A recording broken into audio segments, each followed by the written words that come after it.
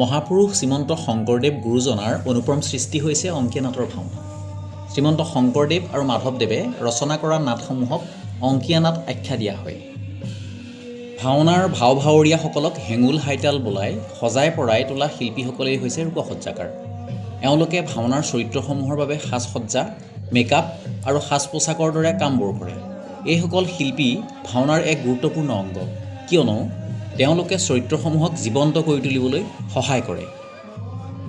ভাওনাৰ চৰিত্ৰৰ সৈতে খাপ খোৱা পোছাক আৰু অলংকাৰ প্ৰস্তুত কৰা, চৰিত্ৰ অনুযায়ী মুখৰ মেকআপ কৰা, যি তেওঁলোকৰ ব্যক্তিত্ব আৰু ধৰ্মীয় পৰম্পৰা প্ৰতিফলিত কৰে।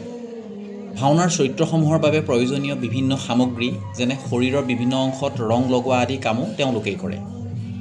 অনুপম সংস্কৃতি ভাওনাৰ ৰূপসজ্জা শিল্পীৰ কামে চৰিত্ৰসমূহক সঠিক ৰূপ দিয়ে, যাৰ ফলত দৰ্শকে চৰিত্ৰসমূহৰ সৈতে নিজকে সম্পৰ্কিত কৰি তুলিব পাৰে।